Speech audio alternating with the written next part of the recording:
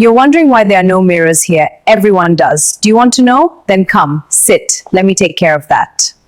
In a small town, where dogs danced on the streets in the morning sun, where goats crossed paths with children chasing cricket balls, where women balanced baskets on their heads, and laughter floated easily from door to door. People lived simple lives, unaware that shadows moved just beyond the corners of their eyes. There was a woman called Esther. She owned the town's most famous hair salon.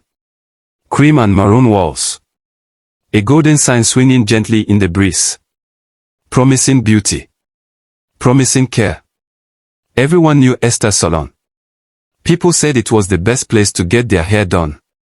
But there was something strange. There were no mirrors inside. At first, people thought it was style, something unique, a little quirky, a signature of Esther. But slowly, the feeling changed. A weight on the heart, a chill in the step, something that made people glance over their shoulders for no clear reason, and whisper to themselves, "Why no mirrors?" Esther. Her smile was warm. Her voice was soft. Her laughter light. She made people feel beautiful. Yet something lingered in her eyes. A depth people couldn't name. A shadow that stayed too long. Morning after morning, Esther opened the salon with ritual care. Every comb, every chair, polished. Soft music floated through the air. The scent of jasmine. And something else. Something heavy. Something that made the air itself wait. Clients arrived. They chatted. They laughed. And when they left, they felt lighter. As if a burden had been lifted. Yet, an invisible thread followed them home, pulling at their thoughts, tickling the edges of their dreams. Some nights, after the last client left, Esther stayed behind. Her hands moved slowly over empty chairs. She murmured words that sounded like music. And something older. The shadows leaned closer and whispered back. The town never questioned her. Because who questions beauty? Who dares ask why something so perfect feels so wrong? Then came Nia. Curious. Cautious. A newcomer to the town. She had heard whispers. Stories she couldn't ignore. The moment she entered the salon, she noticed it. No mirrors. Anywhere. Something prickled the back of her neck. A quiet voice inside her whispered, "Look closer. See the truth." She sat down. Her heart thumped in her chest. And Esther began to work. Esther's hands moved with precision. Soft. Careful. Almost hypnotic. Scissors gleamed in the dim light. Combs glided through hair, as if guided by invisible strings. Nia's curiosity grew. Something inside her insisted. "I must know. I must see." Esther hummed a gentle tune. Warm. Inviting. But Nia noticed it. A flicker in Esther's eyes. A shadow passing too fast to name. And in that instant, Nia understood. This was no ordinary woman. Nia had brought a small mirror, hidden inside her bag.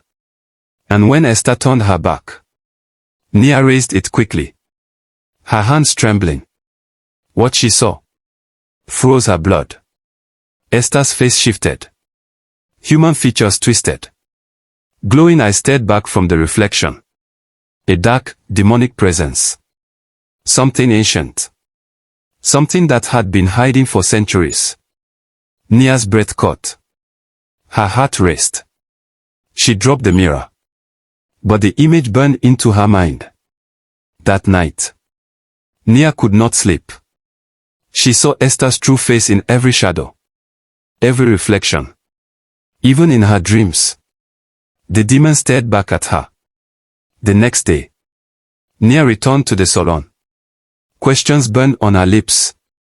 And the truth unfolded. Esther was part of a secret group. Hundreds of years old. A group that used salons to trap souls. To collect energy. To give people beauty. While quietly taking pieces of their lives. Every client gave something away. Joy. Strength. Light. And Esther, bound by her pact, collected it. In exchange for power. For wealth. But there was a rule. If a mirror ever entered the salon, her true self would be revealed. And that was why? No mirrors. Days passed. Nia watched. Observed. Every cut of hair. Every slow comb through strands. Clients left lighter. And the shadows followed them. Always. Finally, Nia spoke. Why no mirrors, Esther? What are you hiding? Esther's smile froze.